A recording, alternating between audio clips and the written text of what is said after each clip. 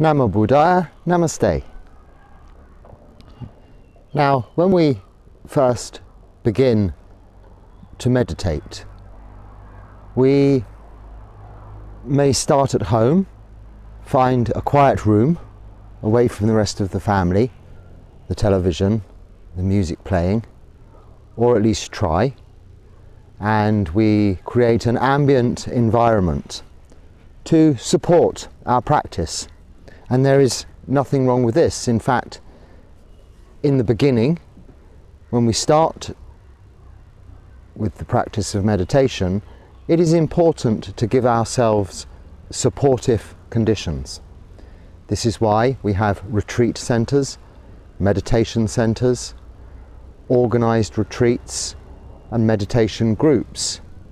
There is online guided meditation and all kinds of supportive conditions for us to initiate our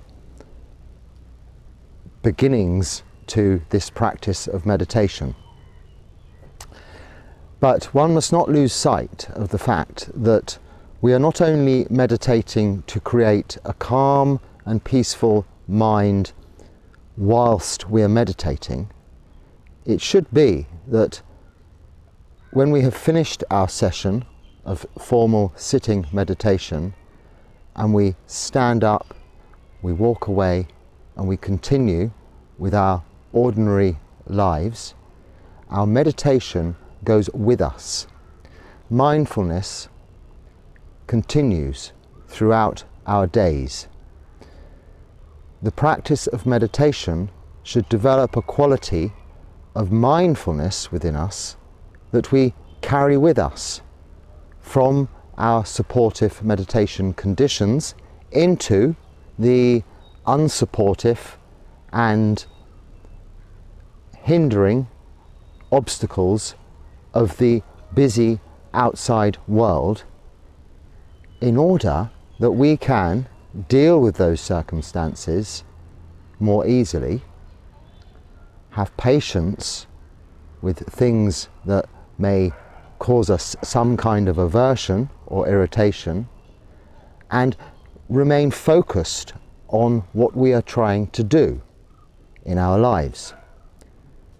So meditation is twofold. Yes, to give us peace, calm, serenity in the meditation hall, on the meditation cushion, mat, floor, bedroom, study.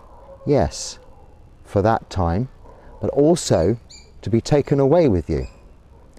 When you go to the gym, you don't exercise just to feel fit and strong and build muscles in the gym and then leave it all there and go away and expect to feel puffed out, weak and unfit. No, you go to the gym to practice, so that the efforts you put in there with your body continue with you in your everyday life. So our efforts we put in our meditation, likewise, we take with us, having developed our mind, we take that with us in our everyday lives. So when we first start, we learn to swim. When we first start to learn to swim, we may start learning to swim in a smaller pool, a training pool with a not such a deep end, an area of safety, supportive for learning to swim. And as we get more advanced, we graduate to the bigger pool. We don't generally just jump straight in at the deep end of the bigger pool. So yes, these conditions that are supportive to us, meditation courses, centres, groups, and what we can create in our own homes, is very important.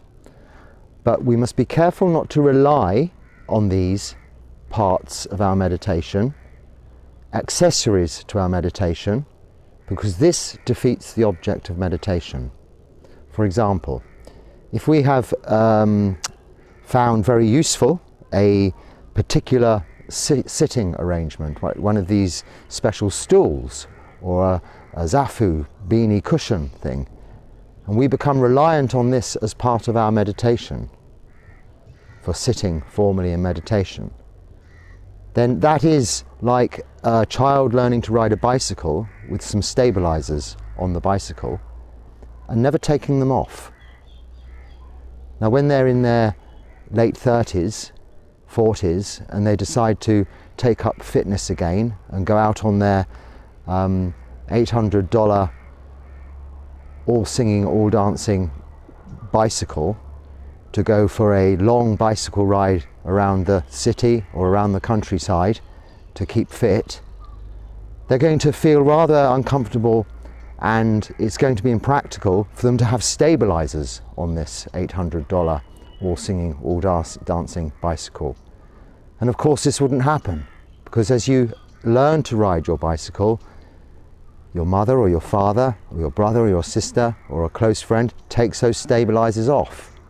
And yes, you fall off the bicycle a few times, but eventually you can go it alone. So I'd encourage you with your accessories, and this includes your water bottle, chink, chink, chink, metal water bottle with a little chain hanging down, so everybody can hear you having a slurp every 10 minutes in the meditation hall. The little cup, the insulating cup if you're in a cold country, the cooling flask if you're in a hot country. None of these things are necessary in meditation.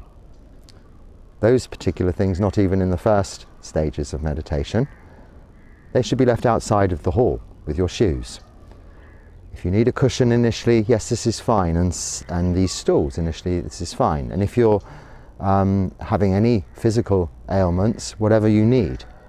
But bear in mind, if you can take the stabilizers away, it makes you more able to meditate more often. Sitting in an airport, for instance, waiting for an aeroplane, or at a railway station waiting for the train, you can just sit on the floor in a quiet corner, no problem, and meditate. You're not going to have your stool, your zafu, these bits of equipment with you at all times. Fine if you do, but there will be times when you would rather not be carrying those things. It's extra baggage. But this isn't really the point. What I wanted to say is, when we are in this supportive environment, this is the time to investigate the 5 hindrances, because they're clearer to us. There are no other hindrances, obstacles like noise, seeing things, smelling things, tasting things, feeling uncomfortable things. So therefore our thinking is less distracted, and we can stick with our meditation object. But don't ignore the hindrances as they come up. Don't push them away. If sensual desire, I really would like a cup of coffee, I'd like a Coca-Cola and a pizza, or if you're here, a thumbs up and a biryani. That's the equivalent of a Coca-Cola or a pizza, I think, in cities here. These desires come up with us all. Mangoes, pineapples, a cup of coffee, a cup of tea. Even, I want to stand up and stretch my legs. This is sensual desires. Be with them, notice them, understand them. Because then when they come up in ordinary day lives, in your ordinary day life, and they're not available, you won't go seeking. You will see it as a sensual desire arising, staying for a while, and passing away. Rather than reacting instantly, dropping everything you're doing, running to the Coca-Cola pizza shop, or grabbing the first sweet in the nearest shop, diverting yourself away from the focus of your objective for that day. This happens to us all of the time. I'll just have another coffee before I make that call. Are you really thirsty? Or are you just distracting yourself from the job in hand? This happens, it's normal. But this practice of meditation reduces, just gradually, over time, those reactions to those sensual desires as they arrive. And then the second of the 5 hindrances, ill will, aversion. The same, we react by running away. Rather than going to, as we do with sensual desires, we run away, pull back. Before you run away, before you say, I won't phone that person because they're going to be objectionable, say to yourself, they deserve perhaps as much attention as the other person on the list. I'll phone them now. It's no big deal. It's easy to just go to the next person on the list. This is just an example of things we do, and we might avoid the more difficult parts of our day. But don't. Plough through them. You'll learn this through meditation. You'll automatically not avoid that person, that call, this object, this thing to do. But if you can also, in your day, remember this with sati, mindfulness, it will help your meditation, because you're dealing with hindrances all day long, not just when you're on your cushion in your quiet room. Then the next one, sloth and torpor, tiredness. Now I'm suffering from tiredness quite considerably today, because I didn't sleep the night before going to Bangalore yesterday, and then all day in Bangalore yesterday, and then all night last night I didn't sleep. Now that's ordinary on the Uposatha night for me not to sleep. It's called Nisichik, sitter's practice. We sit up all night. We can doze off as long as we're still sitting in meditation position, but generally we don't. We meditate all night. I say we, monastics ordinarily. Not many lay people would do this because they may have work or something the next day. But it doesn't matter. Even as monks, we carry on with our same routine the next day. And I just had lunch and thinking, well, I won't make this video today. I can do one tomorrow, as I did one yesterday. And I thought, why am I not going to make one today? Apart from the fact that I'm so tired I can't speak properly. No, it's not that. I was just letting sloth and torpor, yes, laziness, tiredness, hinder my effort to come 100 meters, 100 yards to the other end of, I'm just near my kuti because I've just eaten. I'm in the coconut grove to make this video before I go back up the hill later. I just couldn't be bothered, yes, to walk down here. And then I thought, actually, people watch those videos. If people are watching, I'm very happy to make them. And it's not that much effort, it's just sloth and torpor, a hindrance. Bhante, just do it, I said to myself. And of course, here we are doing this video. And it gives me an opportunity to moan about how tired I am. But I'm not really tired, it's a feeling one gets used to, it's part of the practice. You see, monks, monastics don't sleep much. Our little motto, our saying is, eat little, sleep little, talk little. This is my most, apart from if I have someone next to me on the bus who wants to talk to me, or at the bus stand, or this interaction, I'm talking. This is a kind of a different form of talking though, because there's no reaction. But other than that, there's not much talking in my life. Maybe that's why I ramble on a bit. Sure, it's why I ramble on a bit. Sleeping, we sleep generally about 4 hours. And maybe we'll have a rest in the afternoon of half an hour. An hour maximum. But really, I tend not to be able to fit that into the day. So I usually sleep about 4 hours. So if I skip a couple of nights, it's quite quick to catch up. And that's just my life, which is quite sedentary, mainly meditation. And good meditation, samadhi, is as restorative, if not considerably more restorative to our mental and bodily faculties than actual sleep. So sloth and torpor, though, as this hindrance is a real thing, is easily cured. Have a sleep. I could have had a sleep. I did have a little doze for 10 minutes, but then it was time to eat, so I thought I'd better eat. But have a sleep, and it will refresh you, wake you up. There's nothing wrong with that. Deal with it. Don't let it ruin your meditation. But if it's just sleep as a result, or sloth and torpor, lack of enthusiasm, lack of energy, lethargy creeping in as a result of boredom, then boredom is only a part of the next hindrance, the fourth of the 5 hindrances, restlessness and worry. Because restlessness comes from 2 causes, either boredom or anxiety. And boredom and anxiety are 2 polar opposites. If you're anxious about something, it creates restlessness. You can't sit still. And if you're bored, it creates a form of restlessness. So you can't sit still. And the opposite to restlessness, not being able to sit still, is to feel tired, feel sleepy. Now, very often, you may not have experienced this, but you may have, if something rather nasty is happening, or you're anxious about in your day ahead, in the morning when the alarm goes, you want to hit snooze and you don't want to wake up. because that day you just don't want to deal with it. So your body tells you to be tired, and you hadn't had enough sleep, even though you have. So you find it difficult to wake up because you're anxious about the day. That's anxiousness, not causing restlessness, it's causing tiredness. Boredom can often make us just fall asleep. So anxiety and boredom can cause the two opposites also, of both tiredness or restlessness. So you see how these hindrances merge in. All of these lists the Buddha so kindly, amazingly, compassionately created for us to make life so easy to remember are all linked points, and often they go full circle. But with this list of 5 hindrances, you can see everything is closely related.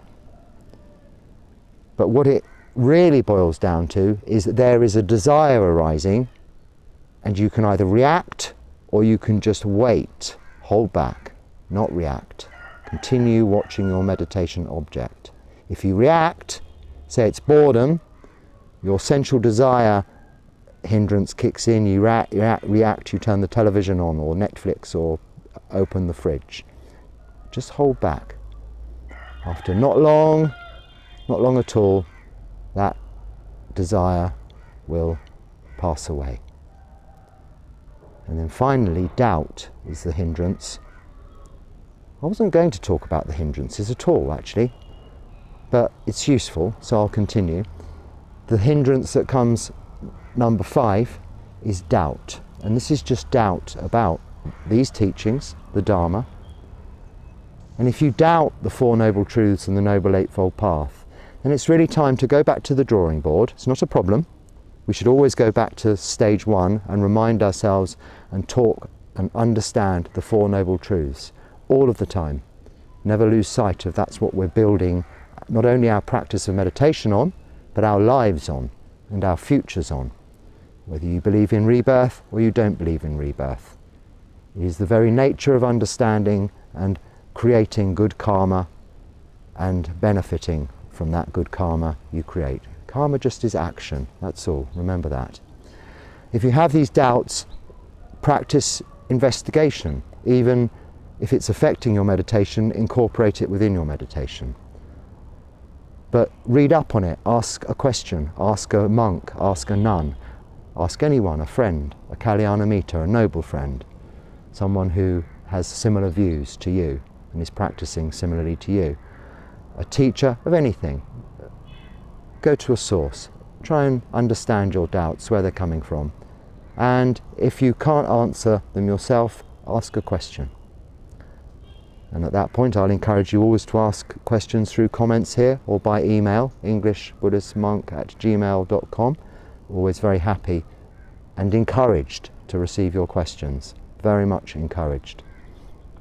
It also helps me make these videos for the people watching, because they're not for me.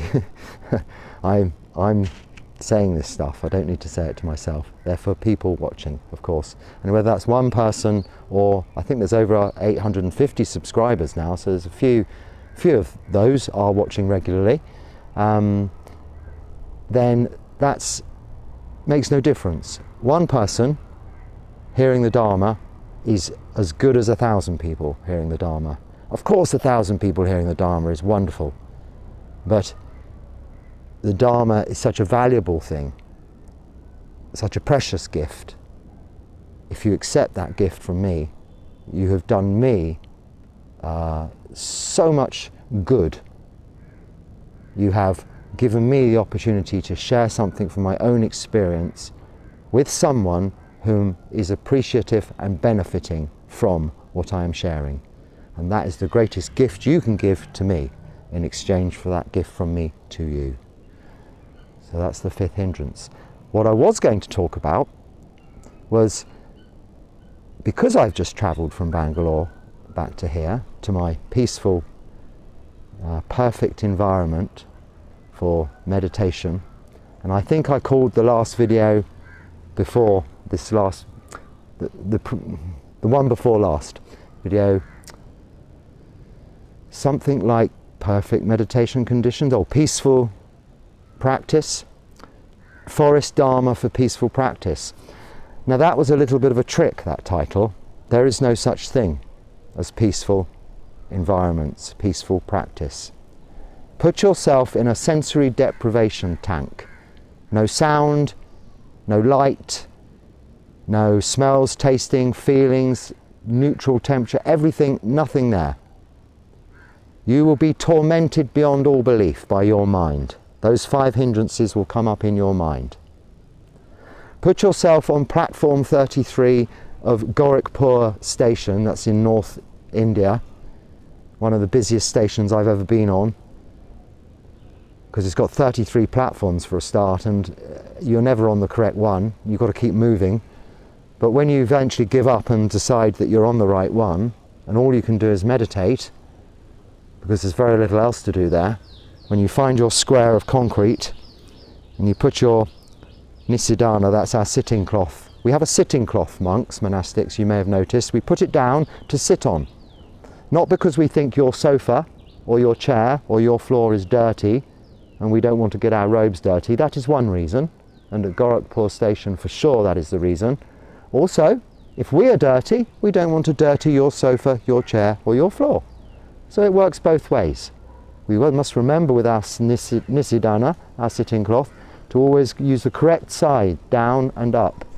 This way, we're not just transferring dirt back and forth. This protects our robes from damage, from dirt. It means we have to wash them less often. We can just wash the sitting cloth very quickly and easily and dry it quickly and easily. And it protects our environment around us.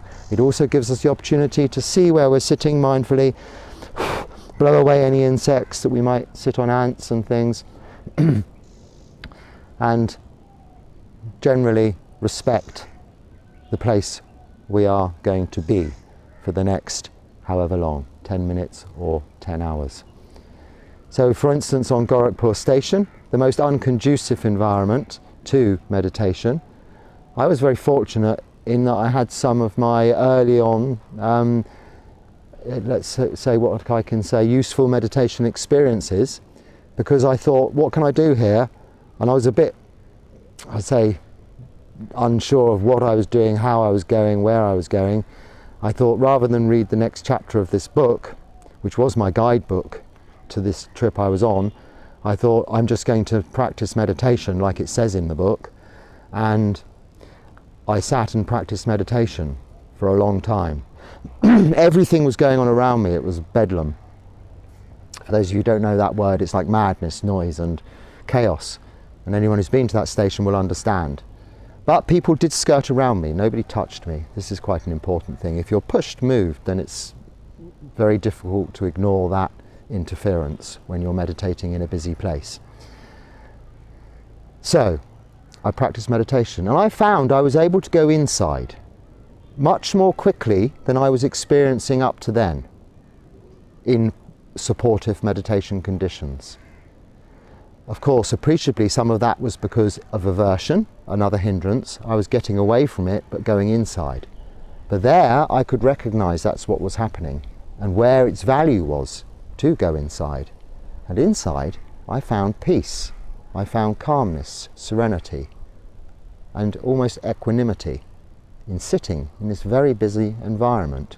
And before I knew it, many hours had gone by, and I was on that station, in that station for 9 hours in total, and on that platform for about 3 of those 9 hours, and it was time to get up and get my train very quickly. I'd had no chai, no peanuts. I was already on my 8 precepts, not eating afternoon thing, so that wasn't a hindrance. I was thirsty. I could have done with a thumbs up, but there wasn't that available there and then at that time. But I knew one would come later, so I concentrated on meditation. Through the practice I'd had in the supportive conditions previously, I was able to bring that into the unsupportive conditions. And it made me think of talking about this today because I was on the very busy bus.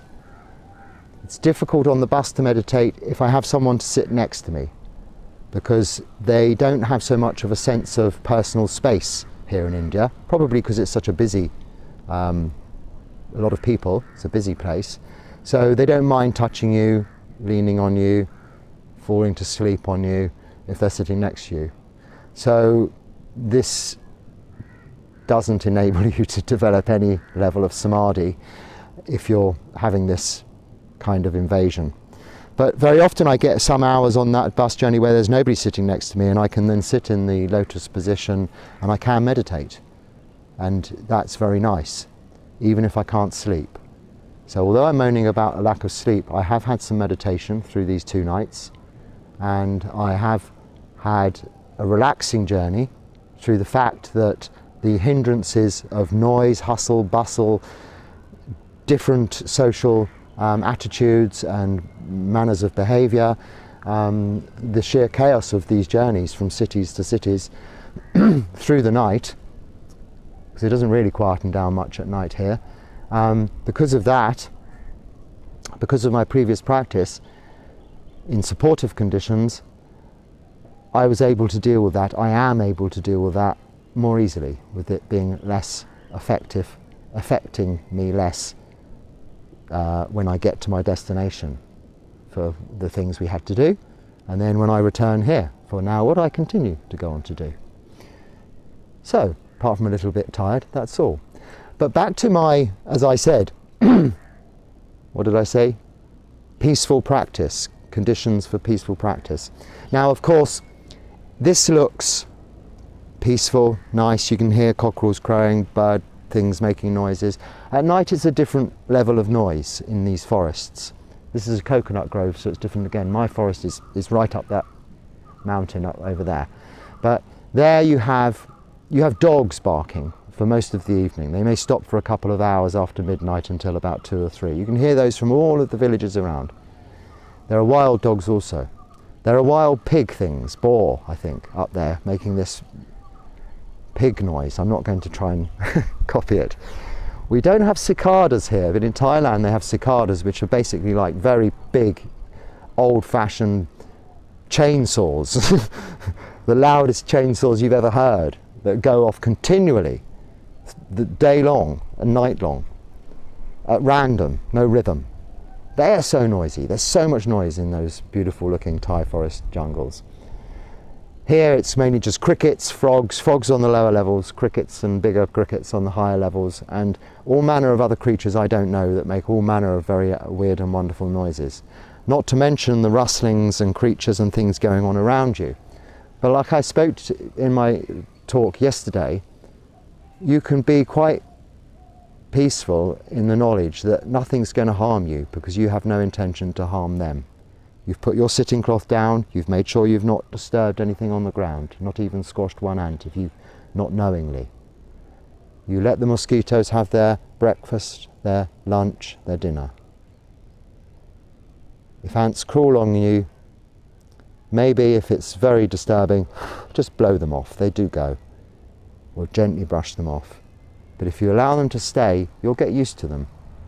Just like an itch. If you scratch an itch, what happens? An itch appears here. If you leave this itch, if it becomes unbearable, switch from your meditation object to the itch. Don't scratch it. Then an itch will appear somewhere else. That one will go. Therefore exposing the trick, exposing the nature of that itch. It's impermanent, anicca. It arose, stayed for a while, annoyed you, then passed away.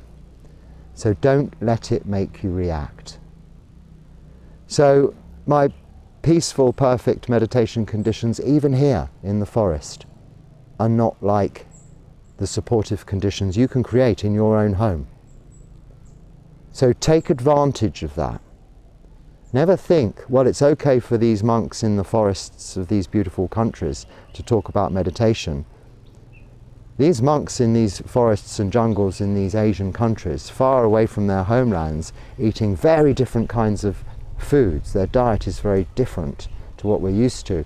The weather conditions are very extreme. Very hot in the day, very cold in the night sometimes, or very hot in the night. All of these unsupportive conditions are there, not visible on a video, that you don't have to worry about so much at home. I appreciate it may be cold at home at the moment, but get an extra blanket, make yourself cozy, a great thing to do if you're suffering from cold at the moment in your cold countries with expensive heating is to meditate. It can almost be like jumping, but you can do it for longer. Wrap yourself, cover your head with a blanket, wrap yourself in a nice thermal blanket, and just don't move. The heat will build up from within like a fire, and it will radiate outwards. Don't let it go out the top of your head. Keep this covered with the blanket, and you will warm, creating a cocoon of warmth within yourself. This is an actual Tibetan practice that's called Tumo, and it's a very specific practice of theirs in snowy caves and such like. But it's not as extreme as that. It's our natural bodies will keep warm if you keep a little layer of cloth around you. This is how I keep warm at night with my robes, through meditation. So the water sprinklers have come on. They've irrigated this coconut grove because it's now the dry season. And I'm fortunate that I'm not standing on one or near one, but I'm going to bring this talk now to an end because it's surely the time it should come to an end. I hope it's useful. Please continue to ask questions, and please enjoy your practice. If you're in a cold place, keep warm. If you're in a hot place, keep cool. Wherever you are, noisy or quiet, meditate, enjoy it, and may your meditation prove fruitful and your path successful to Nibbana. Namo Buddhaya, Sukhi Hotu, Sukhi Hotu, Sukhi Hotu.